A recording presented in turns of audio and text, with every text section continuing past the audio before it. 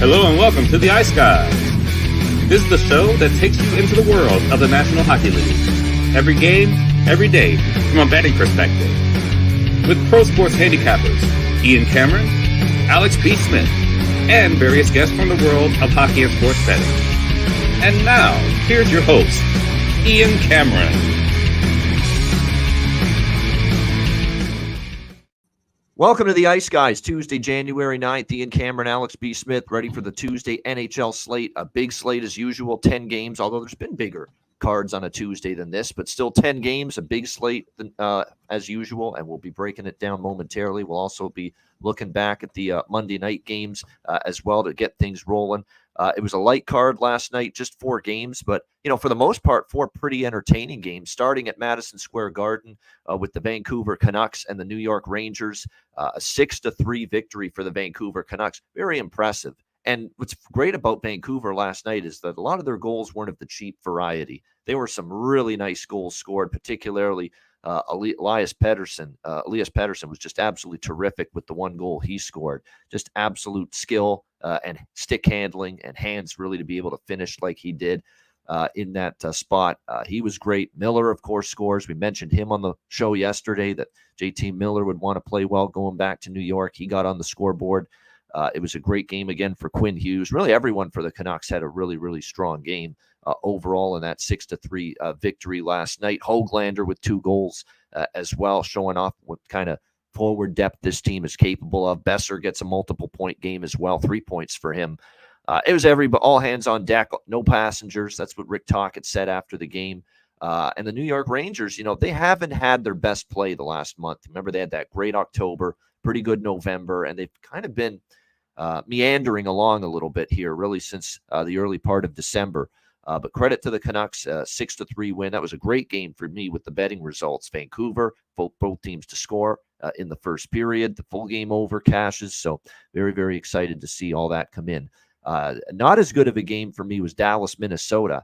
That one with the for overs falling short. That's now 2 in a row that the first period over falls short. But we are talking Minnesota and Nashville. So I still say we don't give up on it. But this is something to monitor, that if we go another game or two with Dallas going under in the first period, we probably get off the bus, maybe at that point. But last night, it was a really good road effort from the Stars. That's the main thing. It was time to settle down, hunker down defensively. They did that. Matthew Murray was very solid in net as well for the Stars. No question about that. Give him credit. A nice performance in a shutout effort, giving Scott Wedgwood a much-needed break. And the Stars, a tight, low-scoring game for 2 periods, and then they basically pulled away and exploded for 3 goals in the third period. And a great stat that our resident Stars fan, and we'll see him on the show on Thursday, Matt Robinson, mentioned. They've given up 6 power play goals this season on the penalty kill. Dallas on the road. They've scored 6 shorthanded goals this season on the road, the Dallas Stars. That's pretty remarkable. That's pretty crazy when you think about it. They've only given up 6 power play goals on the road this season, and they've scored 6 shorties away from home this year, the Dallas Stars. So pretty crazy stuff there. Very nice 4-0 win for them last night over the Minnesota Wild.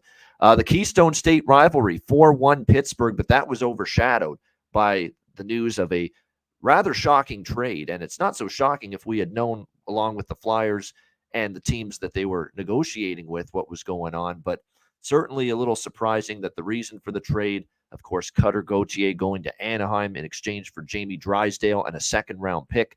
And the reason was Cutter Gauthier refused to play for the Philadelphia Flyers. We've got Eric Lindros Part 2 going on a little bit here with Cutter Gauthier. So Keith Jones, when he was talking about this trade, and Danny Briere as well, they both said it.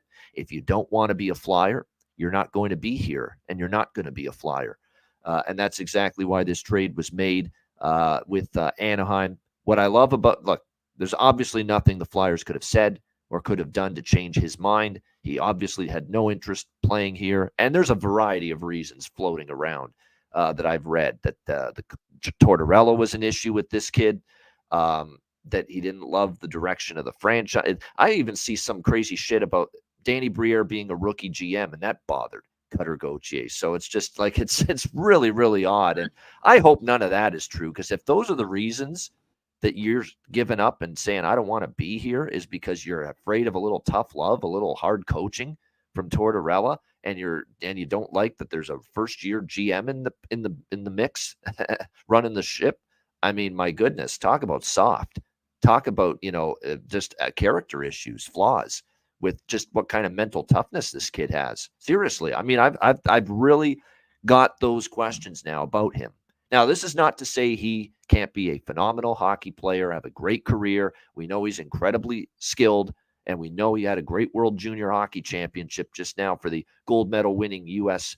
team. But my goodness, I mean, these concerns here, these are very valid, character concerns for him as he makes this transition now to Anaheim after this trade. So it'll be interesting to see how it goes. Now, I know Philadelphia has had their bad way, but this team drafted you. And I'm one of those people that if I'm in that kid's shoes, I'm grateful to any hockey team, and I'm grateful to any team in the National Hockey League that drafts me, and I feel honored. I'd feel disrespectful to just, this team drafted me, thought that highly of me, that I'm just going to say, nope, I don't want to play a single game with you. I don't want to wear that jersey.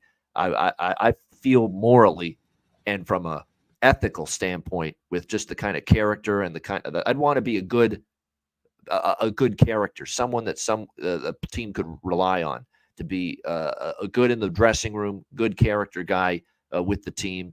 And to just say, you know what, this is a team you thought highly of me to draft me in the first round, and now I'm just not going to play for you. Yeah, it does ring a little ungrateful, as Greg says in the chat, just a little bit here. So I'm definitely concerned about Cutter Gauthier's character. Now, again, this could maybe not impact him on the ice at all, because we know the skill and the ability to be a game breaker at the NHL level. There's that kind of upside for him, but definitely soured on what kind of, characteristics he has going for him right now after what we heard yesterday with that trade. On the flip side, Jamie Drysdale is a great addition. We've sung his praises all season. He's a right shot defenseman. He's exactly what Philadelphia needs. Now, he has had some injury concerns, and that is a growing issue for Drysdale. He's had multiple injuries that's kept him out, but hopefully he stays healthy, and if he does, he's going to have a very good NHL career, and I love that the Flyers were able to get him in return in that deal last night. And I love the way Jonesy phrased it in the interview. Yeah, if you don't want to be a Flyer, you're not going to be a Flyer. Simple as that. And they made a great trade here, in my opinion, because they got him at the pinnacle of value, because he's coming off that great World Junior performance. If you fuck around and you wait around, the value is going to decrease. You're not going to be able to get a Jamie Drysdale back in return for Cutter Gauthier if you wait 2-3 months from now. So a great job by the Flyers to get on this right away, get this trade done, and get a great player in return. No question about that. And then the last game on the card was Boston, Colorado. Great game. Back and forth it went. Very good game again for me here. First period over, both teams to score first period. Colorado team total with the shootout victory. And, of course, the best bet with over 6 for the show last night with Bruins and Avs. Really good game. Marchand was great for Boston. I thought they got outplayed, but Swayman kept them in it. And then Colorado got the win in the shootout 4-3. And, by the way, Jack Edwards, I don't want to pile on the guy, because, I think he's got some health issues. There's no doubt. You listen to him, he's had a stroke, or he had something behind the scenes is health-wise is causing him to speak like that in slow motion, that slurred, slow, staggered speech of his. But that doesn't excuse him from being able to pronounce a guy's name correctly. Every play-by-play guy gets the pronunciation guide prior to the season. Jack, use it. Use it. I shouldn't be hearing 9 million times last night Valeri Nishushkin all fucking night long. I shouldn't be hearing that. It's not that difficult. You look at the spelling of the last name, it's pronounced exactly as it's spelled. Nichushkin. Okay? Nichushkin, man. It's not complicated. I mean, he's saying Nishushkin all night long. It's like driving me nuts. My goodness. Just pronounce it like it's spelled, and you won't have any issues. Anyway, Colorado, nice win, bounce back after the loss to Florida. And Bruins kind of up and down. And Alex, we'll get your thoughts now on last night. Bruins playing some track meets all of a sudden. That's 3 overs in a row for them lately, and they're playing with a lot more pace, and clearly they're scoring as well right now. Yeah, and this happens with teams where they have to kind of go through the motions and maybe play a little bit uncharacteristic or a bit out of style. And this is a team that's built to play track meet hockey. They can go run and gun with the best of them, especially on offense, but that's just not the style that they're usually wanting to play, especially when they're dictating the pace. So, that's the thing at least you have with this team is at least you can hang around in a game with Colorado and take it to overtime in a shootout. You're not getting blown out if these back and forth paces. So it's not the worst thing in the world for Boston, and maybe get that offense rolling, get some, some of those bottom line guys to start, chipping in some more goals, get some just, scoring throughout the lineup in some of these kind of contests. And it's interesting that they're playing, a game tonight against Arizona, team where we'll be talking about some overs. But that was definitely a fun game, and I'm glad that you talked me into it. Like I said, I was kind of going to wait and grab those first period full game overs with that contest in game. As well, I bet them beforehand, cash both, and also grab the first period both teams to score. So I'll give you credit, Ian, for that. Most definitely. Minnesota, Dallas. That game was a weird one because that should have really been 2-2 at the end of 20. And I'm not saying that because I had the first period over, had both teams to score. You see Minnesota should have came out of there, honestly, really with a lead, to be honest. They were peppering Murray and had tons of chances. They had 3 power plays. They had 50 seconds with a 5-on-3 in that first period, and they just could not capitalize. And they just kind of ran out of steam. And we're going to see that now. That's kind of the John Hines system, right? You talk about, everything's defense. They want to shut things down later. But if they can't get offense rolling early, then they kind of seem to get frustrated with themselves. And now all of a sudden they're, behind the 8 ball, they're playing a goal down, 2 goals down, and now they want to get into that defensive shell.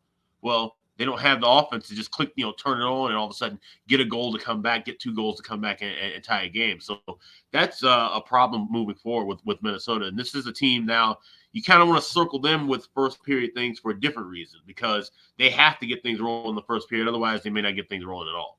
So, now this is a team where maybe you start looking at things more in game, especially when you start looking at sides. Maybe if you like them, you want to try and wait for them to give up that first goal and then hope that they can come back early in the contest and grab a plus price. Or you're looking for, first period over and then you want to, adjust and grab a full game under.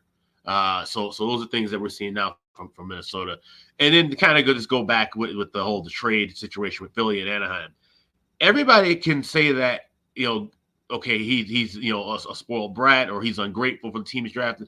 The only people who can't say that are Flyers fans, because I'm sorry, the Flyers, did you guys not benefit from the same thing? Eric Lindros is a piece of shit because he didn't want to play with the Quebec Nordiques. So you have this giant trade, and now he goes to Philly. They get all these different assets that they don't even really get to utilize. That ends up being Colorado's fortune because the team gets moved once Forsberg's fully ready, once Sockett's ready, and once that team, built themselves into a monster in the NHL. So, I mean, you guys are now just kind of, tasting your own medicine 30 years later. So I have no sympathy as far as with the Flyers fans go. That's just the way that things go. Now, as far as Gauthier and not wanting to play with the team, that's something that, you should have been talked about before. Like I said, we were talking about it off air. I had heard rumblings about that he didn't want to be with the Flyers, even though that's where he'd been projected right before the draft. So, you have all these different meetings and different things. If there was something where he felt that he didn't connect with Briere or connect with anybody in that organization, that should have been talked about before he was even drafted, in my opinion. Based on if I'm hearing that rumbling, then I'm not somebody who's tied in tight with junior hockey or the draft necessarily. And even I was hearing that. And now here we are. Okay, you got to go on and make this move. So why even draft him in the first place? So the whole thing just seems to be strange. But like you said, they've now been able to benefit from it. They got a good player back in Drysdale. Hopefully Gauthier can shine in Anaheim and he feels comfortable playing there. And, some people just don't want to play in certain places. Eli Manning did it. Eli Manning did not want to be a San Diego Charger. He wanted to be a New York Giant. Worked out pretty well for him with his 2 Super Bowl rings. Worked out pretty well for Eric Lindros being in Philadelphia the majority of his career. So maybe it works out for Gauthier and Anaheim. We'll see. Yep, it might. And like I say, he's got his reasons. Like I say, I don't think I'd allow myself to have, enough concerns and negative thoughts about me playing for a certain city and organization where I would request wanting out. But that's obviously what he decided to do. At the same point, there is some truth to what you said about especially the Flyer fans that are our age, 30 years old, 40 years old, 50 years old. I can't hear you scream and yell too much about, oh, this guy's a disgrace. He doesn't want to play for us, when you benefited from Eric Lindros not wanting to play for the Quebec Nordique in the early 90s and getting dealt to the Philadelphia Flyers, and you benefited from that. So, yeah, exactly. 30 years later, now you see what it's like to have the shoe on the other foot, essentially here. with this situation. But, what I do like from a Flyers standpoint is, stop being so now. Look, obviously, when he plays his first game in Philadelphia, Gauthier, he's going to hear it. There's no question about that. It's going to be a very intense, angry environment. There is no question about, especially in that city, and that's going to be evident. But I want them to focus on, and the fans to focus on what they got in return, and they got a very good defenseman in Jamie Drysdale that I think is going to help them and make them a lot better blue line for many years to come. All right, let's see if we can make ourselves a little bit more wealthier in the night to come in the NHL on this Tuesday night. We will start with Seattle and Buffalo. The Sabres minus 115 home favorites, 6 the total here in this game. Of course, the Buffalo Sabres coming off a rare back-to-back wins for only the second time this season as they follow up a 6-1 win against Montreal on the road with a 3-1 win at Pittsburgh on the road Saturday. So, like I said, a very rare back-to-back wins for this Buffalo Sabres team. Sabres team that actually has yet to defeat the Seattle Kraken since the Kraken entered the NHL. Seattle's actually 4-0 against the Buffalo Sabres. We'll see if that trend continues here in this game. Look at this Seattle team, though, during this win streak. 6 wins in a row, all 6 under the total, and it's all been because of the absolutely spectacular goaltending of Joey Decord, who has been absolutely phenomenal here for the Seattle Kraken during this win streak. Of course, he's gotten all the starts with Philip Grubauer on IR. Grubauer remains on IR. Now, we don't have goalie confirmations, but pretty sure we're going to see Decord and Levi. I'm telling you what, this has got that feel to me, especially with Levi playing a little bit better the last couple starts, where this is your Ian Cameron likes the under, so it goes over game of the night. But I'm honestly lean under. I do. I obviously, Seattle, you can't bet over right now. They have tightened it up. They're leaning on the goaltending and their defensive play, but mostly their goaltending. And that is evident how well he is playing right now, Joey Decord. Buffalo is an inconsistent team offensively. Yeah, they can put up 6 against Montreal, but let's not forget they also only scored 1 against a bad Ottawa defense and 3 against Pittsburgh the other night. And one of those, I think, was an empty net goal. So we don't always trust the Sabres to light it up night in and night out. So, yeah, this does feel like an under to me, especially with the goalies in better form. Levi, the last couple games, has been better, but especially Decord. I mean, my goodness, .958 save percentage for Joey Decord in the last 9 games. I mean, that is, you can't do much better than that. .958 is an insanely good save percentage. So for me, it's a lean under. Maybe I sprinkle the draw as well in this. I could see a case for it, but it'll be a light draw. There's some other games I'd prefer that bet more than this one. So light opinions, lean under, maybe a small draw bet, nothing besides that. What do you think here, Alex? Seattle, Buffalo? Yeah, I bet Seattle yesterday. I actually got even money. Like I said, anything in the pick'em range, this is a spot to buy on. This is a Kraken team worth buying on right now, and I'm certainly happy to see it. Somebody who thought this team could make a run, for the Cup at the beginning of the year, and I got a bunch of different futures. I don't really think any of them are, going to be cashing in, but certainly they have life now.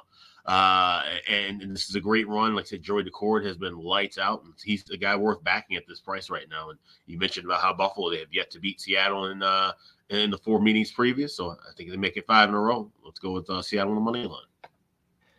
Sabres have won now 2 in a row twice, but have yet to win 3 in a row this season. And that is obviously, for me, Seattle or pass as well. I don't know why I'm not betting Seattle, honestly, here. It's just, for some reason, it's a pit of my gut feel that, I don't know, that maybe Buffalo can get on a little heater because I know the talent's there, but I'm certainly not betting them against this red-hot Seattle team right now. There's no question about that. And, for props, I wouldn't do much here. Maybe a sprinkle on Quinn, but I'm not going to go nuts with Buffalo props in a game where against a team that's given up, 1 goal or less to the opposition in 5 of their last 6 games. It's not exactly a run and bet player props type of scenario here. On the Seattle side, you look at it, there's definitely multiple options. I like Tatar as long as he remains up on the top line. There's definitely some value with his props at the moment, but Bjorkstrand's probably an op member. Bjorkstrand's the all-star candidate, the number 1 all-star candidate for Seattle as well. So keep that in mind. But Tatar's still with Beniers and Eberle, so I don't mind looking in his direction again as far as player props in this one. All right, LA, Tampa Bay. Kings minus 135, road favorites, 6 the total here in this one. Should be an interesting matchup here. You've got obviously the Tampa Bay Lightning at home, where they've been better this year, 11-5-3 than they've been on the road. But you've also got the Kings on the road, where they've been much better than they've been at home, 13-3-1. However, they are coming off a rare road loss to begin this road trip on Sunday against Washington, 4-3 for their 5th straight loss overall. Tough sledding right now for this Kings team. Let's call it like we see it. It's been very, very tough for them here these last 5 games. And really, it's been a product of different things. Their defensive games just slipped ever so slightly. I'd say Cam Talbot's game for the first time this year has slipped ever so slightly as well. And the offense has been pretty quiet. They are held to 2 goals or less in the first 3 losses during the losing skid. Now, they did score 3 against Detroit and Washington, but giving up 4 is the reason they lost both of those games, weren't able to outscore their issues. You got Tampa off a blowout loss to Boston. John Cooper lost his shit on the bench about a penalty call in that game, so it was pretty dismal for Tampa Bay in that 7-3 loss to Boston. We talked about that, though, all season, really, that Tampa's been a lot worse on the road. Now they return home off a bad loss. You'd think they're going to bring it. You would think the Kings are going to bring it, too, desperation, because they need to snap this losing streak. But if LA was laying minus one, what was it, minus 160 or so to minus 180 against Washington, they're still laying a pretty, sizable number here. And Tampa, say what you will about Tampa, they're flawed this year compared to past years. They're still, in my opinion, better than Washington. So I'm not really ready to trust the Kings here, minus 135 road favorites.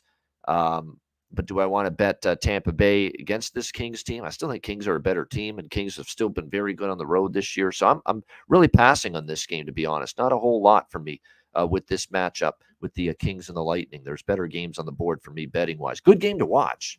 I do want to separate the two. Just because I don't love it betting-wise, this is a great game to watch, fascinating game to watch, and I will be. But betting-wise, it's a little tricky, at least for me. Alex, how about you with this one, Kings Lightning? So there's 2 games that I really love, the first period over and full game overs combined in this card, and this is one of them. 9-2 to the first period over with Tampa Bay and LA, and Tampa Bay has dominated the Kings going back in history, and this is definitely feels like it could be a spot where it's just an up and down battle. You said Kings are struggling right now. You got Tampa Bay returning home, so these are both kind of spots where I'm staying away from a side because I think the sides kind of cancel each other out. But I love the first period over, only laying $1.30 with that 1.5, and I love the full game over at 6, laying $1.20. I thought we would be getting some 6.5s here, so being able to get a 6 at a reasonable pick'em price, definitely on board with that. So like the over first period and over full game, not on both teams to score in the first period, because that trend we've been seeing, like I said, it's been one-sided with Tampa Bay, even the start of some of these contests. So I'm not playing that. I'm just only playing the first period over. All right, there you go. First period. Now, is that 9-2 to the over in each of their last 11 games, or 9-2 to the over with the head-to-head? With the head-to-head meeting. 9-2 head-to-head meeting, last 11 meetings. There you go. That's actually what I thought it was. Yeah, just clarify. Yeah, 9-2 to the over in the first period. The last 11 head-to-head meetings between the Kings and the Lightning. So there you go.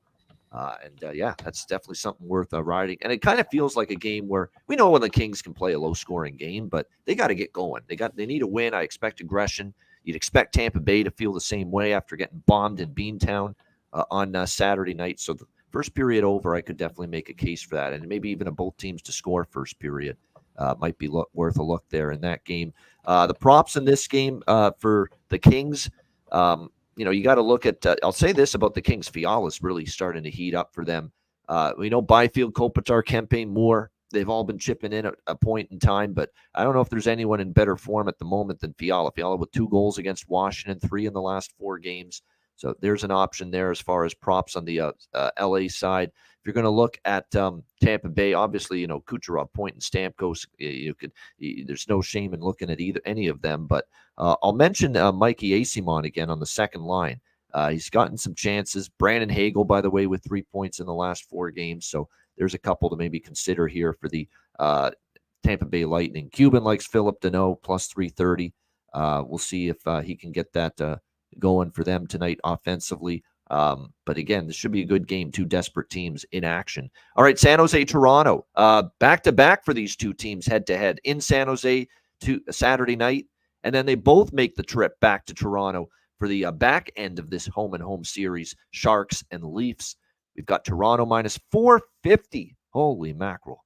As home favorite, 6 the total in this one.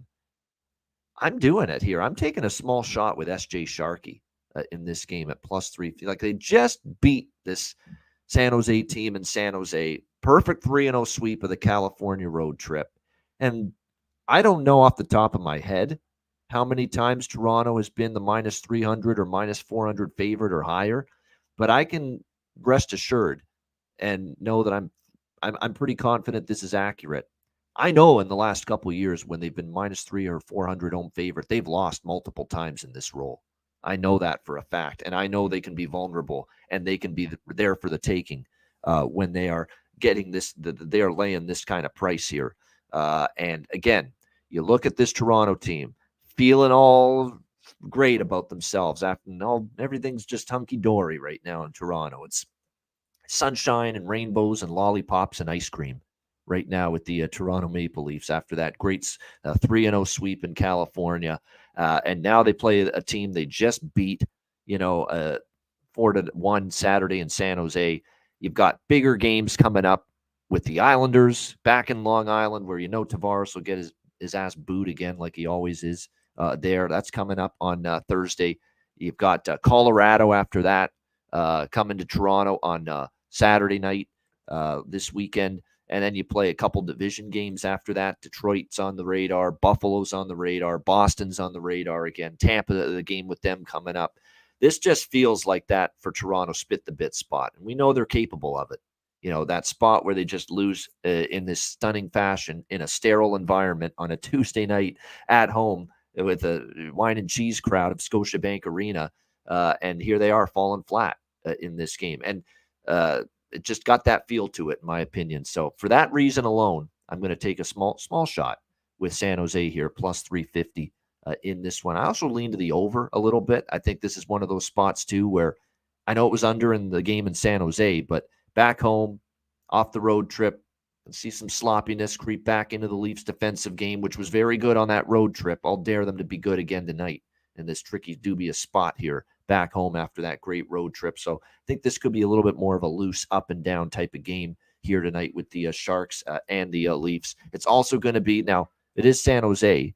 I get it. And, maybe they're too inept to take advantage of it, but it is a back-to-back look for them against Martin Jones, who's going to start once again for the Leafs tonight. So maybe it's a little bit more of an opportunity to do some bigger damage against him than just the one goal that he allowed Saturday night in San Jose. So San Jose plus 350 over 6 on both of those. What do you think here, Alex? Sharks, Leafs? Yeah, this is a crazy and goofy enough spot to jump on San Jose because, like you said, why would we trust the Leafs laying anything? You're talking about laying 220 in regulation or 230 in regulation. Like these are the spots that the Leafs lose, especially at home. So I would take a shot with the Sharks plus 350. I'd even dabble with the draw.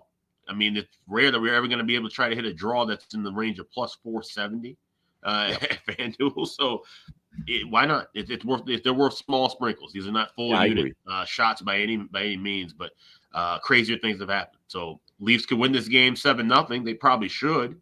That means this game could easily be 3-2 Sharks in overtime. So just kind of going off of numbers here, playing the Sharks and playing the draw.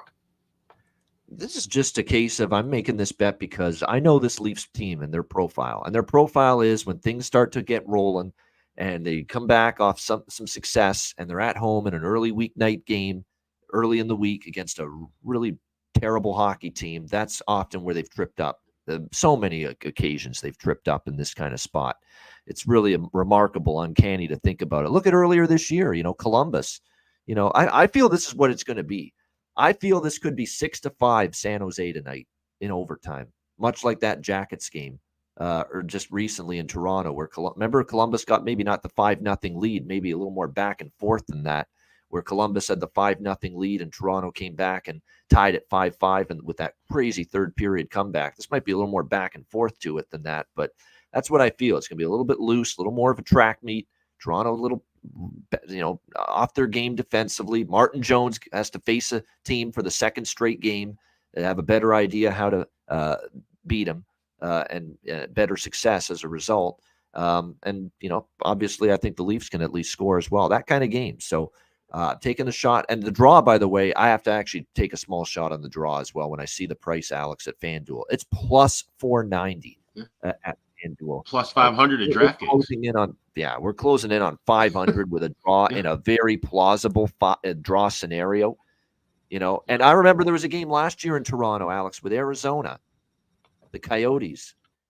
It was a loss in overtime for Toronto at home, early week game against Arizona, and they were laying a huge price, and it was an overtime loss for Toronto. So that's why the Sharks, they're more live than plus 350. The draw to me is also more live than plus 500 would indicate. We're talking about a team that has gone to overtime in over 40% of their games in the Toronto Maple Leafs at plus 500. That alone is worth the play. No other explanation needed. The team that's gone to overtime in virtually 4 out of every 10 games this season is getting plus 500 on the prop. Yeah. We've been doing this show for 6 years. We've been watching hockey collectively, Alex and I, for 30 plus years, probably 60 plus years if you combine the years together. And we've seen enough Toronto Maple Leafs over the years. Like, are we going to be that shocked that I'm going to be on here tomorrow with Ray Bryce when we recap the Tuesday games and we say, oh, there's a San Jose 6-5 win tonight in Toronto? We're going to be that shocked? Nope. No, because they've done this just so many effing times over the years in these home games early in the week against teams that you would just assume they will beat, and it just doesn't happen. So fascinating game. Now, I do want to talk Nylander just for a second, because this could be one of two ways.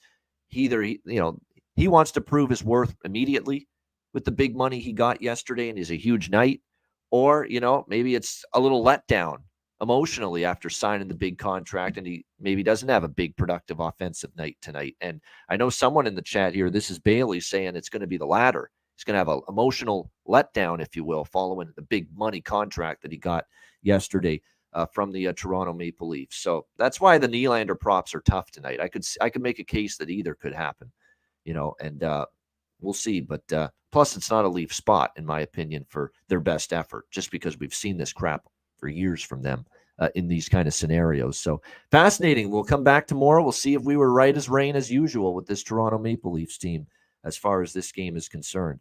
That being said, if we're dead wrong and they win like 5-1 tonight, I will say I'm even more impressed with Toronto for doing that. I don't think it's going to be that way because I never see it from this group, but that would be impressive to bury those three teams on the road in Cali. A San Jose team that you have no business being up for after just beating them again, coming back home off a long road trip, and Willie getting the big bucks. And if they were to put the boots to San Jose, I'd say, even though it's San Jose that's on the receiving end, Alex, it's one of their more impressive wins of the season. I don't know about that. I wouldn't say impressive. That's what they're supposed to do. Coming off of 3 wins against inferior opponents, you're supposed to go home and destroy San Jose. Yes. So, but because they don't, I'd say it's impressive because of the emotional flakes they can be in these spots in the past. Yeah. But I'm not going to give them extra credit for doing what they're supposed to do. We're expecting them to fail. And if they do what they're supposed to do, then okay, then all right, good win. That's 2 points. But I'm not calling this an impressive win. I'm not giving them high watermarks for beating San Jose at home. That's what you're supposed to do. That's what you've done. They've won 3 of the last 4 meetings against San Jose, and actually, when they're higher favorites in this series history, they've won. So they should win. I'm definitely not going to count it as an impressive win if they do what they're supposed to do. That'd be a great win for San Jose if this game doesn't even go to overtime and they just blow out Toronto, and then that's a disappointing loss. Yes. But if Toronto wins 5-2, okay, that's what's supposed to happen. We're just going against the gradient. Yeah, exactly. And occupancy's got it right. It's very difficult to justify any team against any other team being almost minus 500 in this sport. Oh, absolutely. Yeah, I agree with that. Yeah. Bad bounce of the puck. I mean, penalties that you get into penalty trouble. There's an injury that happens.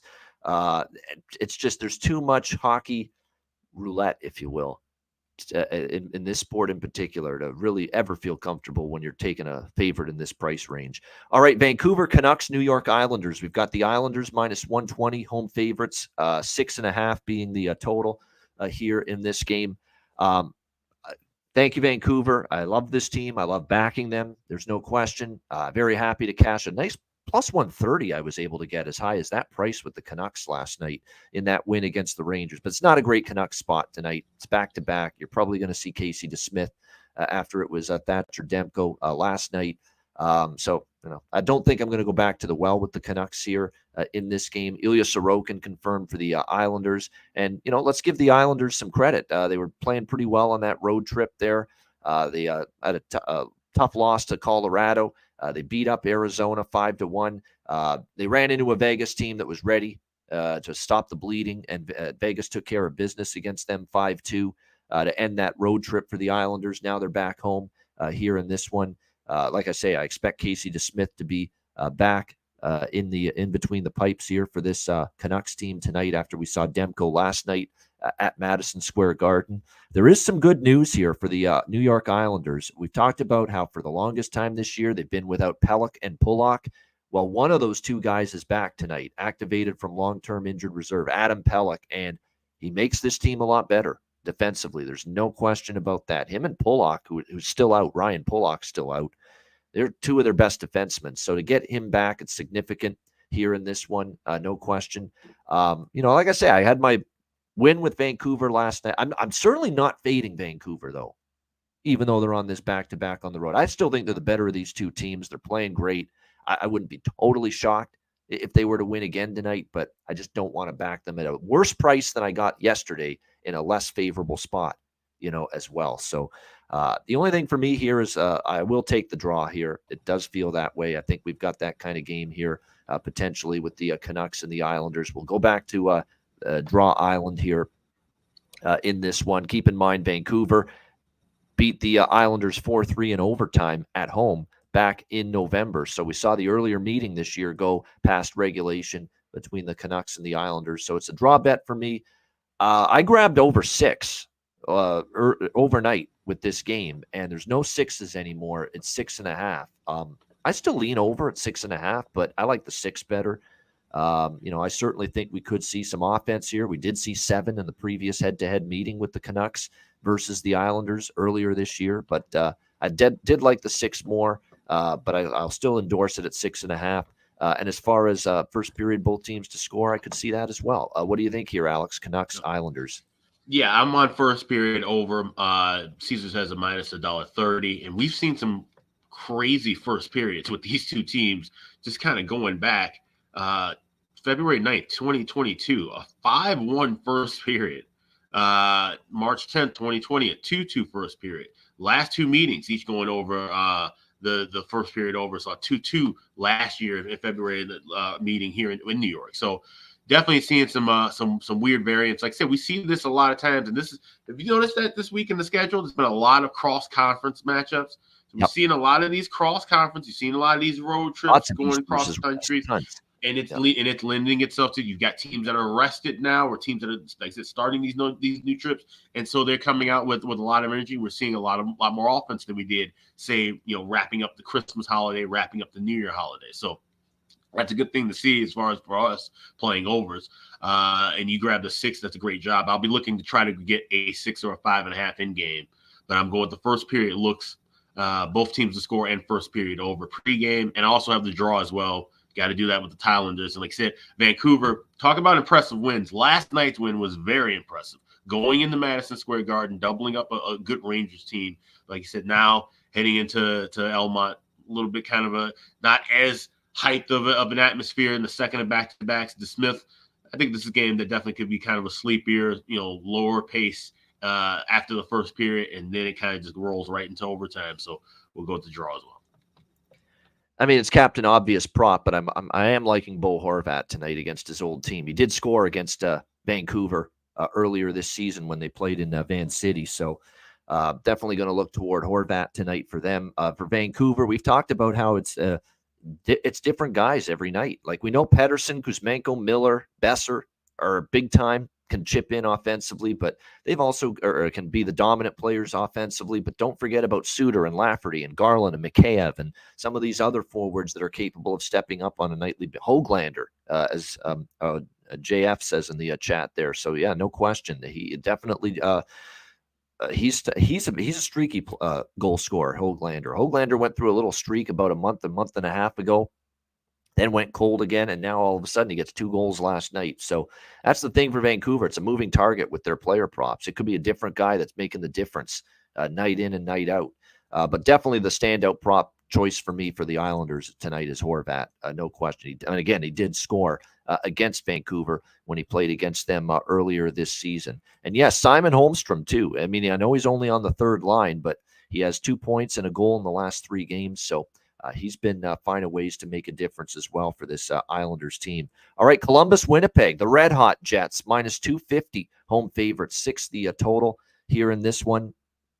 Now, this is a bit of a dubious spot for the Jets. They're coming back home off obviously a very successful road trip, a 3-game road trip. They won all 3: San Jose, Anaheim, Arizona, and outscored the competition 11-4 in those 3 games. That's now 6 wins in a row for the Jets, 8-1 in their last 9 games. So they're playing outstanding.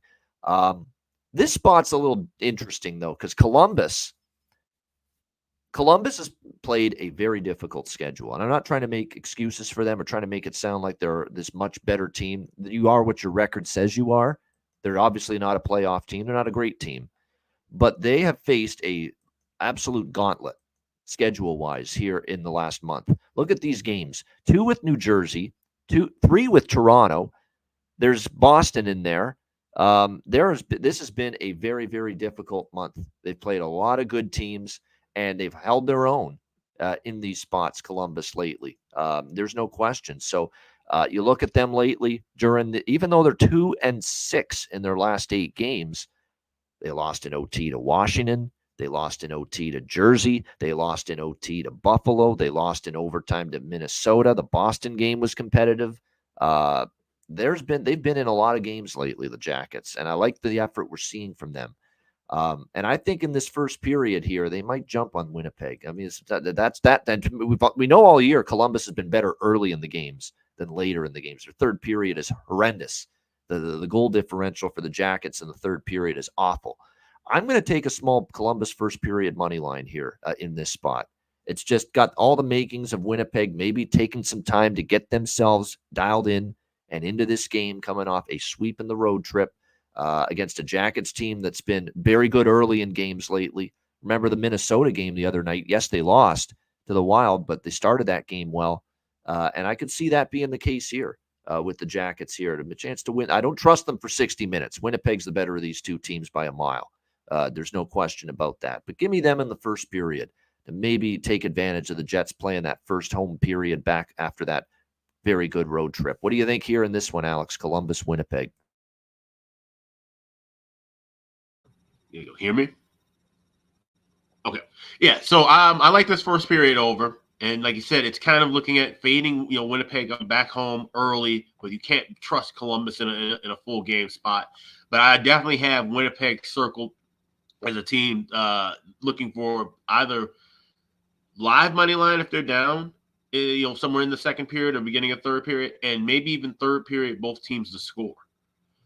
It's something obvious. So this is definitely going to be a game that I'll be attacking live. But as far as pregame goes, I'm just going with that first period over. I can definitely see where Columbus could come out with a little bit of energy. And someone mentioned in the chat about series history. For some reason, the Jets have struggled with the Blue Jackets, losing 4 of the last 5 meetings, and the one win they had, they needed to go past regulation for it. So, we get these weird cross-conference matchups. Some teams, for whatever reason, no matter how good or bad they are, they just don't match up that well, and maybe that seems to be the case in this one. So first period over, and then circling, trying to see maybe if the Jets have some life, they can find a way to scratch out a win late. Like you said, Columbus having the worst third period goal differential in the league. That's something we can try to capitalize on tonight. Yeah. I mean, the numbers for Daniil Tarasov, who's going to be in net tonight for Columbus, they're not spectacular, but he's faced a lot of shots. I mean, they give up a lot of rubber. I mean, just in the last 3 starts, he's faced 42, 41, and 37 shots. And so he's given up 9 goals, but you're facing a lot of shots in those 3 games combined. So he's not been, nearly as bad as his numbers indicate based on the volume of shots he is facing. So, you're right. Columbus has been very good head-to-head against Winnipeg. I feel like because I do lean full game on Columbus, but I feel like the first period's the better look. So it's probably going to be maybe not even 80-20, maybe 90-10. The percentage split, 90% first period, 10% full game. I'm also going to get in on this draw. I have to, because we saw in Winnipeg, the one game that the Jets beat the Jackets in the last 5 meetings. It was 4-3 in overtime. And Columbus is too much of an overtime machine right now. 5 of the last 6 games. I mean, it's unbelievable. 5 of the last 6 Jackets games have gone past regulation. So it's going to be a little draw for a bet for me as well here with the Jackets and the Jets tonight. And again, you can get plus 400 at FanDuel for the draw here in this game. Another great price. If you hit one of these draws that are like plus 400 or plus 490, like it is in the San Jose Toronto game, it's going to be a hell of a night if we even just hit one of those. And that's what we're aiming for. No question about that. All right, Anaheim, Nashville. We've got the Predators minus 230, home favorites. The total in this one currently looks like right now 6.5 is what we're looking at here with the total. Nashville, they're going along at a nice clip, 12-10 at home, playing some pretty good hockey overall. They've won 3 of the last 4. Very good win at Dallas in their last game. And they'll be trying to make amends for their last home game where they got beat by Calgary by a score of 6-3. See if that can carry over here into this game against Anaheim. We have definitely seen our share of high-scoring games with these 2 teams. Pretty crazy to see that we've seen overs in 3 of the last 5, including a couple 6-1, 6-3, 6-5-4 games. It is worth noting Anaheim beat Nashville back in November here in Nashville, 3-2 as a big dog going into this game. I feel bad for Anaheim right now is that, they've been not as bad recently the last few games as their record indicates. Since the 7-2 shellacking against Edmonton, they took Toronto to overtime, although that was the heroics of Lucas Dostal that got it that far. They were competitive in a 3-1 loss to a very good Winnipeg Jets team. 2-2 with Detroit, and the Red Wings win it in the final minute, just before the final minute. So 3-2 there. They're playing better, and I could see them hanging around in this game, but I'm not sure I trust them enough to back them. Lean Anaheim, but lean only. What do you think here, Alex? Ducks versus Predators. Yeah, I'm just looking around. There's some 6s still available. So if you can grab a minus 120 with a 6, that's fine. But otherwise, I would just look to try to grab the over in game. So maybe a 5.5. Even though I have a 6 minus 120, I grab that MGM. I still might grab a 5.5 and laying $1.30 or $1.35 in game in this contest. Like I said, we've seen some high scoring. And I would like to back Nashville in this spot because Nashville just, like I said, with the history, they've played them very tight, won 6 of the last 7 meetings, even though Anaheim won the very last meeting. But this price just completely boxes me out. I'm not laying $1.40, $1.45 to $1.50 in regulation, especially when we've seen 2 of the last 4 meetings between these 2 teams go past regulation. So looking for something in game with the over if we can't get a 6, pregame. So just overlook, nothing on the sides. Yeah, I'll look at a live over at some point. And the main thing I like pregame in this one is, you know what, at this point, it's the Gus bus. It's Gustav Nyquist, of course, for the Nashville Predators. Just been absolutely remarkable during this run. He's put together 8-game point streak, 4 goals in the last 5 games, and 5 goals in the last 6 games for him as well. So we cashed a recent bargain bin special of the night ticket with Gustav Nyquist as well. So definitely going to go back to the Nyquist here in this matchup with the Predators and the Ducks tonight. If I were to look at anyone on Anaheim as far as props go, obviously Zegras had a 2-goal game against Detroit. He's playing with Henrique. Troy Terry is back for Anaheim. That is significant going into this game. Gibson's day-to-day, so we'll see. They haven't ruled out that him being available to start tonight, but if it's not him, it'll be Dostal once again. But definitely keep an eye on it. That's big that they're getting Troy Terry back from injury here tonight for the Anaheim Ducks. So we'll see. And it's very interesting, the talk about Saros. It's a good point. Someone in the chat saying a little overworked maybe lately, UC Saros. Well, they've given him some time to get his bearings, collect a breather. They didn't start him against Dallas, and they were still able to win. But you're right. There's been 3 of the last 4 starts for Saros where he's given up 5 goals.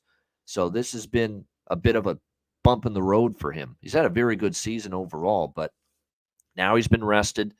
Let's see if he can bounce back and get back on track. And he was pulled, I believe, in that Calgary game too. Actually, no, he no, he didn't finish that game. He gave up the 5 goals, and he didn't come back out for the third period. So this will be his first start since getting pulled in that loss to Calgary. So, and he's had some rest. So it's got the makings of a spot for Saros to bounce back and play well, but we'll have to see it because you're right. He has had some struggles here the last few starts. All right, Florida, St. Louis. Next up, we've got the Panthers, -190, road favorite, 6 the total in this one. The Panthers have been a nice little profit producer for yours truly lately. We've been on them multiple times. We took them against Vegas. They got it done in dominating fashion. We took them against Colorado in that showdown with the Avs on Saturday afternoon, and they raced out to a 3-0 lead and then ended up winning going away 8-4. But, and here's the thing with Florida for me. Don't want to go against them right now. They're playing too well, but this is not a Panthers spot, not the greatest Panthers spot. They're off those 2 big wins, monster wins against the Vegas Golden Knights and the Colorado Avalanche, beating the last 2 Stanley Cup champions back-to-back. Now you go on the road here and you face the Blues. I mean, it's got that making of just after those 2 wins, this team not bringing it to that degree like we saw in the last 2 games. That being said, the one thing I will say about Florida here, too, I don't trust them, certainly not in this price range, -190 in this spot after maybe they're 2 of their biggest wins of the season. But they're rolling along too nicely. I also don't want to fade them. And I do want to point out something that maybe gets their attention for St. Louis. Maybe they are dialed in for St. Louis because they lost at home to St. Louis just recently, 4-1. It was one of the first games when Drew Bannister, I should say, took over. And Blues got the 4-1 win in that game. Honestly, Florida probably played better than a 4-1 loss would indicate. They outshot St. Louis 38-24, but they ran into Joel Hofer, who's had a couple of really nice starts lately. And no surprise here that he's in net for the Blues tonight, considering how well he played in that victory against Florida. And he also played well against Dallas when they beat the Stars 2-1. So he had a couple of really good starts. He did lose his last start against Pittsburgh on the road. They lost 4-2. He gave up 3 goals in that game. But still, Joel Hofer's been pretty good in his recent starts. And they, of course, Florida are going to go with Anthony Stolarz. Now, before you start saying, well, no Bobrovsky, they're going with Anthony Stolarz here. He's been solid. Look at his numbers this year. 5-3, 2.05 goals against, .918 save percentage for Stolarz going into this game. So this team's just all over the place. I don't want Florida in this price range. I don't want them in this spot after Vegas and Colorado, those back-to-back wins. But I also understand that they're playing too well. I also don't want to fade them. And they lost to St. Louis at home. So that's got in the back of my mind, me thinking that they're going to give the Blues, more focus than maybe they otherwise would. So, like I said, I'm all over the place here with this game. Same thing with the total. I could see it going over. I could see it staying under based on the Stolarz and Hofer numbers being pretty good lately. So, all over the map. I'm just going to probably leave it alone for now. What do you think here, Panthers, Blues? Yeah, this is a tricky game for the sides, a tricky game for the total, but definitely going with the draw. 3 of the last 5 meetings have gone past regulation. And like I said, we've seen some very high scoring between these 2 clubs. So, yeah, it's weird variance with that total number. Like I said, 6 is a good number, but I could easily see this one being tied at 2 or tied at 4 going into overtime. So I'm just going to be playing the draw at +350. Yeah, nothing wrong with that. The draw I could see. If it's a solid draw spot, I might even put a couple shekels on that myself. And then as far as props here in this game, we've talked about, mostly it's been neighbors. It's been, Kairu's been very good on the St. Louis side since the coaching change. I mean, for Florida, Verhaeghe, Tkachuk, Reinhart, Bennett, they've all been a spectacular. And it seems to be the reason why they've had this incredible stretch of games in hockey, Florida, is because they're big guns and all their best players are playing like it right now for them. So we'll see if they can continue that momentum here tonight against St. Louis. All right, next up, we've got Edmonton taking on Chicago, the AHL version of the Chicago Blackhawks right now. Even though that AHL version of the Blackhawks were able to get a victory against Calgary on Sunday. Very impressive effort. Can they duplicate that, though, against the absolutely surging Edmonton Oilers? We'll have to wait and see. -440 Oilers as road favorites, 6.5 being the total. The one thing I noticed about Chicago in the game against Calgary, and with all these new faces in the lineup, very disjointed defensively, and Calgary was just too inept to take advantage of it. That being said, the work ethic was off the charts. I thought offensively they created a lot. It's amazing they did. With no Connor Bedard, who obviously stirs the drink for them offensively, Nick Foligno out. You've got a couple of other game breakers up front. Tyler Johnson, Taylor Radish, at Tennessee, who hasn't played all year. I mean, you go on down the list of who's been out for Chicago, and they were still able to really forecheck and cause havoc and generate. And Beauvillier now on IR too. And Taylor Hall, I mean, goes on and on. And yet they were still able to generate offense and chances and ultimately goals, to beat Calgary. And I know for Calgary, they were at the end of a road trip. They looked a little tired in that game, but you got to give Chicago some credit for that. This is a TV game. This is ESPN Plus. Bob Wischusen and Ray Ferraro tonight for the call. And it's Edmonton coming to town. So I think the work ethic is going to be there for Chicago. But it's one thing to bring the work ethic with this patchwork AHL type roster they've got, especially up front, and beating a Calgary team that's kind of up and down at the end of the road trip in a tough spot, and then trying to beat an Edmonton team that's absolutely firing on all cylinders right now. And they are, make no mistake about it. 7 straight wins. Both ends of the ice are in great form right now. They're scoring goals in bunches again, Edmonton. Power play is heating up. And, Skinner in net, and the defensive play has been much better lately for this Oilers team as well. Skinner and Mrazek, by the way, already confirmed as the goaltending battle here in this Edmonton and Chicago game. I definitely think, and look, you mentioned the first period over with Calgary and Chicago. I think it's probably worth a look here in this game, 100%. The first period over at the very least here with the Blackhawks and the Oilers. It's also been a very high-scoring series history. 4 of the last 5 meetings have gone over the total, including each of the last 3 here in the Windy City, 4-3, 6-5, 5-4. The final scores of the last 3 head-to-head meetings here in Chicago. So I like the full game over a little bit too, but I get the feeling especially early, is when we could see the goals flying. Remember, they played earlier in Edmonton this year. Now, again, that was a healthier forward group for Chicago with Bedard in the lineup. I get all of that.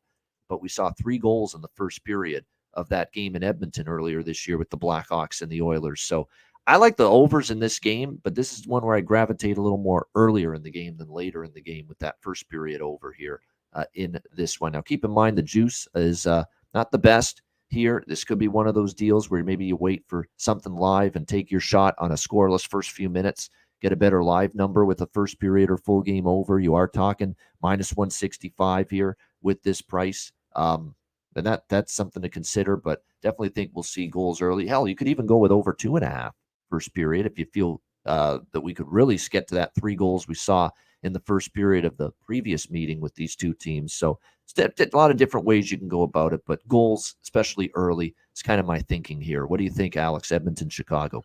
Yeah, I would look for a first period over, but in game, try and get something at $1.30 or better. So that's only going to require you to wait maybe 2 or 3 minutes, and I think we should be able to get that. Obviously, there's no side I like here. Hawks plus 340. That was a great effort against Calgary, but this is Edmonton. Edmonton and Calgary are worlds apart right now as far as the hockey teams go, and Edmonton's rolling. Edmonton's also won the last 4 meetings and decisively. So this game could get ugly. This is what we thought we were going to see with Chicago, Calgary on Sunday. I think we do see with this game tonight. Edmonton should be able to kind of name their score here. So you can maybe look for Edmonton team total over 4.5. But I'm not even going to sprinkle with that. I have a player prop for Edmonton that I like, and I'll be talking about a little bit later on. But I will be looking for a first period over, waiting a couple minutes to try and grab. Like I said, we're not waiting for plus money. You're just trying to lay a little bit better of a number. So anything $1.30 or better, that's about on fire. Yeah, no doubt. And if you look at, again, why is Edmonton rolling? Well, again, first of all, we have to acknowledge the contributions of Skinner. Skinner in net has been a lot better. He's really put aside his struggles early on this season, and he's been obviously much better in recent games for the Edmonton Oilers. And then it's offensively, where it's, Connor McDavid, who's just on fire right now as far as point production is concerned. He's been absolutely outstanding of late. Leon Draisaitl has been getting it rolling, and he's actually got 4 goals in the last 5 games. Zach Hyman, man, hat trick against Ottawa, can't be stopped right now. So whatever Zach Hyman props you want, goal, assist, and especially over 1.5 points with him right now, That's what you got to roll with, too, for Edmonton. He's been on fire. Nugent Hopkins, don't look now. He has suddenly 6 points in the last 5 games. You look at Evan Bouchard. He's got 3 points, 3 assists in the Ottawa win, 7 points in the last 5 games. And don't sleep on those depth forwards. We've talked about this. They've contributed a lot lately as well since the coaching change. Ryan McLeod and Warren Fogle in particular. I could see one or both of them finding the back of the net tonight. And then on the Chicago side, we talked about how he's getting a chance now, and he's going to get an even greater chance to make an impact, and he's making the most of it. And he's been ticked off with every team basically, discarding him like a piece of trash in the past. And that's Colin Blackwell. And you can get upwards of plus 425 to plus 450 for him to score a goal tonight, which is, outstanding value considering what we have seen from him in the past. It looks like, too, Radish is back tonight, which is good. At least they got someone returning from injury, the Chicago Blackhawks. He's going to be on the top line. Again, we'll see. I mean, the work ethic was there against Calgary, so maybe they can chip in a few goals. And if they do, Radish at plus 375 is not a bad candidate. Kurashev's going to be centering the top line. I don't love the price for him, and he's too inconsistent for my liking. And it looks like Rem Pitlick is also, believe it or not, going to be on the top line, according to these latest line combos. We got a Rem Pitlick, Philip Kurashev, Taylor Radish, top line as of right now for Chicago. Plus 700, though, for Pitlick. My goodness. I mean, he's on the top line. Why not? Couple bucks. Why not? Given that his position in the lineup tonight. Top line player for plus 700. Now, it is Rem Pitlick. Okay, I get it. But got to sprinkle on that when I see it. Just even if it's just a few bucks on that. Got to look at a price like that for anyone playing on a top line. It could be my next door neighbor playing on a top line for an NHL team at that price. I'd probably still have to bet that. All right, Ottawa and Calgary. And here's one thing. You can't really, poo-poo on him too much. He was the leading scorer for Wilkes-Barre Scranton, had 8 goals and 16 points. So, maybe he's found that corner right now. Maybe he like Colin Blackwell. Maybe now that he's getting a chance to be a top line guy. All right, here's your opportunity to be, the guy right now. Can you do it? So maybe he steps up. Yeah, he's gonna be featured. He's gonna get that top line role, top line minutes, no question. And JF in the chat says Pitlick can score. Remember him in Montreal. So there you have it. Definitely. And again, plus 700. Yeah, got to take that. And because damn well if he scores and you don't bet it, you're going to be pissed. Yeah, there's no doubt. And so that's what I'm going to look at. Rem Pitlick plus 700. All right, Ottawa, Calgary. We've got Calgary minus 130, home favorite, 6.5 the total in this one. That is the one good thing, by the way, about all kinds of injuries for a forward group for a particular team. It does open the door for tons of bargain bin player prop value, and you are seeing that on the Chicago side. Now, hopefully they can cash in on some of those opportunities. All right, we got Calgary minus 130, home favorite, 6.5 the total. Impossible game. I mean, I don't want Calgary off a long road trip back home, tricky spot, but I don't want Ottawa. Not right now. They're just not finding ways to win.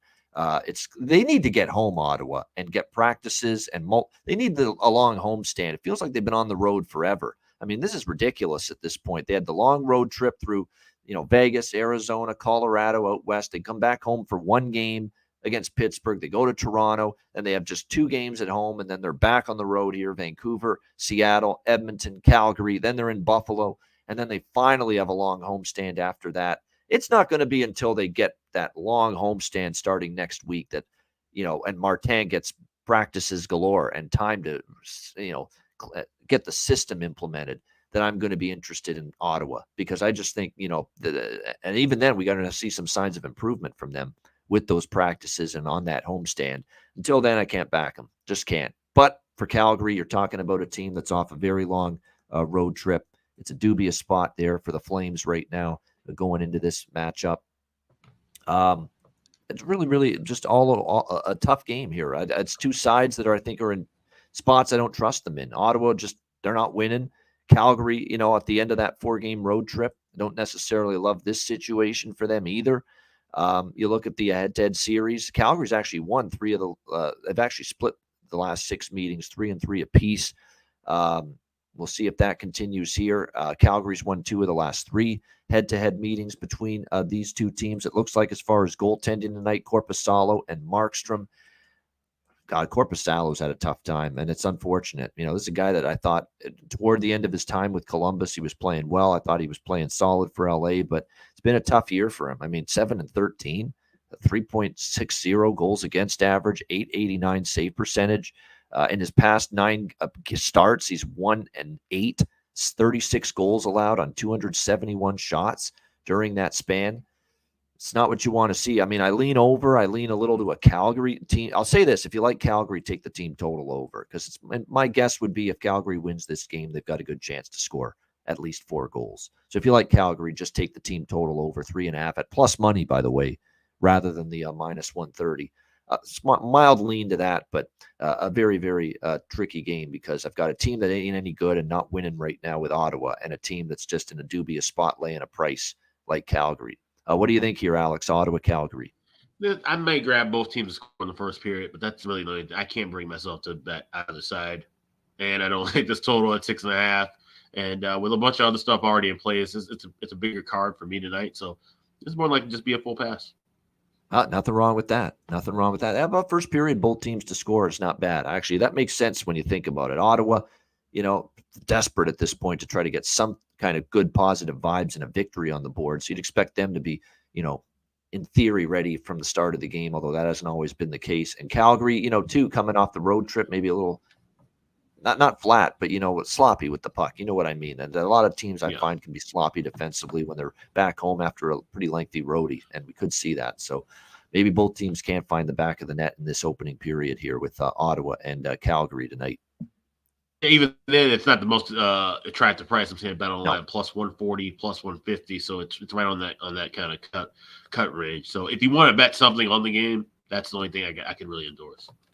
And I'll just throw out a couple prop candidates. Maybe I'll get in for a few bucks on some of these. Huberdeau, Sharangovich, and Mangiapane and Coleman for Calgary. Those have been pretty good for them lately, those 4 guys. On the Ottawa side of the equation, like I say, it's been a little bit more sporadic lately from them. But I do want to point out there's a returning Matthew Joseph off the IR, back in the lineup tonight for Ottawa, returning from injury. He's been out since December 15th. Matthew Joseph's going on the top line tonight. All right, so that is absolutely going to make my player prop card, looking at a goal prop for him tonight, getting up to that top line and playing alongside that top line with Tkachuk and Norris. And those are 2 obviously very good players he's with tonight, Brady Tkachuk. And, Drake Batherson has a good track record against Calgary. He's the other one I would mention. But if you're looking for the premium value tonight, definitely coming back from injury, getting the top line opportunity, it's Matthew Joseph for Ottawa, plus 480. By the way, at FanDuel for him to score tonight for a guy on the top line. Absolutely. That's good value. All right, next up, it's our final game of this Tuesday card. Boston Bruins, Arizona Coyotes. Bruins back-to-back after the win in Colorado last night. They are minus 150 road favorites in this game. The total here currently sitting at 6, shaded to the under. We expect Linus Ullmark will get the start tonight, since it was Swayman last night in the victory against Colorado. Obviously, tricky spot for Boston, and a big win not a big win. They lost in a shootout 4-3, but they are off a loss. So maybe the focus is there for Arizona. And to be honest, Arizona's hit finally a speed bump here at home. They have lost 3 straight home games on this current homestand, and they have 1 more coming up against Calgary. But they lose to the Panthers, the Islanders, and the Jets in each of their last 3 home games. The offense has cooled off. They've only scored 4 goals, Arizona, during this 3-game homestand so far. We'll see if they can turn that around. But as we've talked about yesterday and in our recap, Boston's kind of an over team at the moment. Now, I don't expect this to last indefinitely, but right now they're scoring goals and they're having a little bit of a tougher time, keeping the puck out of their own net. And then you look at the series history here with Boston versus Arizona. Since the beginning of last year, 3 head-to-head meetings, 3 overs, 6-3, 4-3, 5-3. All 3 games ending up over the total. Like I said, Ullmark for Boston, Connor Ingram for Arizona, who's obviously had a very good season overall for them, no question about that. But 2 of his last 3 starts have not been of the better variety. Gives up 4 to Colorado. They lose 4-1. 5 goals to the Islanders for Connor Ingram in his last start, losing 5-1 in that game. I definitely don't want Boston in this spot on the road back-to-back after the Colorado game last night, which was an intense, very high-paced affair with the Bruins and the Avs. But I don't know if I trust Arizona's form right now enough. I'm going to stick to the total here in this game. And at FanDuel, there's over 5.5 minus 130. At PointsBet, there's over 5.5 minus 125. So you get really good prices in a rare 5.5. And I'm going to take that here in this game. Alex, Bruins, Coyotes. Yeah, I got over 5.5 minus $1.20 this morning at BetMGM. I was stunned to see that. I grabbed that along with the first period over, which has cashed in 9 of the last 11 meetings, 5 straight meetings as well. We've seen that first period over cash in. Those are the 2 plays that I really like here a lot. Now, as far as side goes, I would have to look at Boston in regulation. 20-1. That's hard to especially when you look at the fact that the last time they played at Mullet Arena, that ended the 19-game run that they had overall of winning against Arizona. So I think it was a shocker too. It was right in the late in regulation. I remember that game, and they got badly outplayed actually, Arizona in that game, but still won. Yeah, so that's definitely one of those things I think that Bruins core might remember from last year being in this building. I can definitely see where Boston maybe gets a win here. So maybe I'll look at Boston live, maybe try to get something in game at a better price. Because like I said, regulation is still a little dicey. Where I could see this one maybe finding its way creeping into OT potentially. So I will be trying to look for something Bruins live in game, but I'm doing first period and full game overs. Like I say, I got that 5.5. I like it all the way up to $1.30. If you see 5.5, or you see 6s now, wait and try to grab a 6 down to a 5.5 at a better price in game. With the 1.5, grab that now at minus $1.20 to $1.30. Obviously, you can wait and grab a little bit more. You need to wait about a couple minutes for that to turn to plus money as well. So. Yeah, I lean Arizona. I do, but I just I don't like the form. And Boston lost. If Boston won last night, maybe I'd pull the trigger with the Coyotes tonight. But with Boston losing last night, I'm staying off Arizona. Lean that way, but not enough to want to bet it here. And they just have not been good here these last 3 home games, and that concerns me as well. I just sticking to the total here. 5.5 with the way Boston's going and with the series history. I feel that's the better bet in this game. There are some good prop bets for this game. Morgan Geekie for Boston. Trent Frederick, he didn't score last night, but he's still been in good form. Yeah, Zacha had a bunch of chances. Don't mind looking toward his direction as well, either tonight for Boston. And then on the Arizona side of the equation, look, be careful with Arizona props right now, as obviously they've had a little bit of a trickier time finding the back of the net. But we mentioned Dylan Gunther against Winnipeg prior to that. And sure enough, he's the one that got their only goal. Actually, one of their 2 goals, I should say. They scored twice in that game against the Jets. So keep that in mind. He was one of the ones that got rolling for Arizona. And we know he's got that skill and that ability up front. So Dylan Gunther, I think, is probably worth a look once again tonight for the Arizona Coyotes in this game to be able to find the back of the net. So, again, you get upwards of plus 400 in some books with Gunther to score a goal. So definitely interested in that here tonight in this game. All right, that is the card. Shout out to everyone, obviously, in the chat. Make sure you hit the like button on the way out. We appreciate it very much. And again, we've got a big Tuesday card. We've got, of course, our BetCast coming up as well in about a week from now. And we're really much looking forward to that. So good stuff indeed with the BetCast coming up as well. And looking forward to that. Is my sound going all over the place? Yeah, a little bit. It's been kind of chippy a little bit last minute or two. Kind of chippy? Okay, good. How about now? Any better? It's good now. Yeah. Okay, very good. Hopefully, Dylan Gunther, if you didn't understand or couldn't hear all of what I was saying just a moment ago, we're going back to the well with his props. Again, we mentioned him prior to the Winnipeg game. He was able to get on the board for the Arizona Coyotes in that game.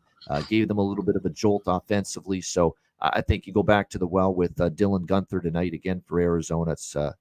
He's the clear choice for me as far as value with the goal prop for Arizona tonight. And like I said, it's not a team that's been scoring goals in bunches here on this homestand, but definitely if I'm trusting someone to score tonight for Arizona, it would be him. And certainly the value's there, the price is there for sure to maybe look in that direction with Dylan Gunther tonight in this game. All right, there we go. And again, hit the like button. 300 live viewers. We've hit 300. That's awesome. Hit the like button. Patreon.com/IceGuys. $10 a month. Make sure you sign up there. Our daily cards, sides, totals, player props posted there. Goalie charts, totals charts, and more bonus exclusive content available. Patreon.com/IceGuys. Our exclusive, first ever Patreon exclusive live betcast coming late in January. We're looking forward to that. The date is a secret. I know it. Alex knows it. Nobody else knows it. What we're going to do is the day of that surprise exclusive live betcast on Patreon, we will post the link for the betcast to our on the Patreon page for the members, and they will be able to tune in and also join us live on the betcast that night. So stay tuned for that. It's coming up in late January. And of course, our other betcast, our main primary January betcast, is a week from tonight, next Tuesday, January 16th, 7 p.m. Eastern. Make sure you join us for that. Looking forward to that for sure. And again, sign up, $10 a month. It helps ensure that this show lasts for many years to come. Patreon.com/IceGuys, just $10 a month. And check out the store as well and get yourself some gear, iceguys.myspreadshop.com. Yeah, definitely check out the store. I've got some new merch that's coming too. Today I'm wearing the shout out to Grand 7 Salute. Gave me the hoodie last night. But my draw season hoodie will be here tomorrow. So I'll definitely be unveiling that for you guys. And you can grab your own right now at iceguys.myspreadshop.com. All right, bargain bin special of the night. Alex, what do you got? Yeah, so we're going to the west side of Chicago, taking a look at that Hawks and Oilers game. And it's going to be an ugly one. It's on ESPN Plus. My mom's not even going to be able to watch it, and that's probably a good thing because it just pisses her off. Edmonton's going to get ahead of this one and hurry.